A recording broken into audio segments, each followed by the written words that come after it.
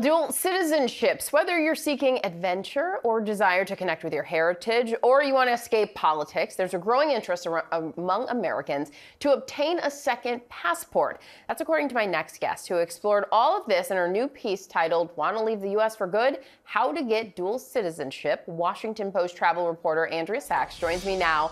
Thank you so much for being here, Andrea. You yourself have dual citizenship. Hi. Why did you make that decision, and how difficult of a process was it? So I'm embarrassed, but yes, I am dual. I'm Canadian American, and I didn't realize it until 2016. I thought I was 100% American, but I was born in Canada. My parents are US citizens. I spent 98% of my life in the US, but because I was born in that country, I was granted citizenship and I immediately applied for a passport. But you don't have to be born in a foreign country to gain citizenship, as I discovered through this piece. So that's so fascinating that you weren't aware of it for so long. Based on your Yeah. reporting, describe who it is who's seeking out dual citizenships and what are some of the top reasons?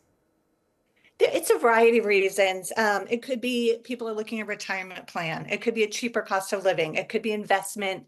It could be better healthcare access. It could be just to escape whatever's going on in the home country that you're uncomfortable with, and you just want like a soft, safe place to land. So what are some of the benefits? And do you know anyone who has gone through this process, maybe moved somewhere else, and have shared any disadvantages? There are a lot of advantages, which is you are basically a citizen. So that means that you can move there. You can buy property, you can get a job, you can get a passport. So you are 100% a citizen. You might need residency to perhaps vote or get healthcare access, but the majority of the perks go along with, the dual citizenship. And I have met, since I wrote this piece and just investigating, a lot of people have dual citizenship or they're applying for it because honestly, most of us, all of us, have grandparents. And so that's 4 opportunities to have dual citizenship through citizenship by descent. So if you have a grandparent or a parent who was born in certain countries that allow dual citizenship, you can get citizenship.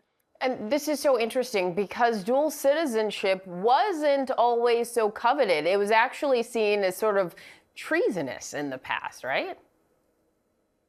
It definitely was. It was a traitor. You were not patriotic. A lot of countries still do not allow dual citizenship, so you would have to renounce your citizenship.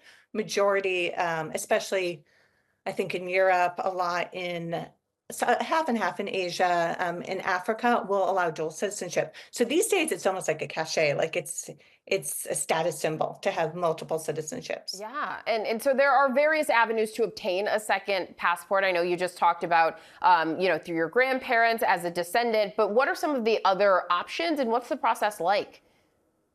So the other big one besides descent, which is just, as I said, you have a grandparent or parent who was born abroad, and they could have moved to another country like the US, as long as the lineage was not broken. So if the grandparent had your parent in the US, that's okay as long as they were still a citizen of that other country and the lineage is still whole. And so then that passes on to you.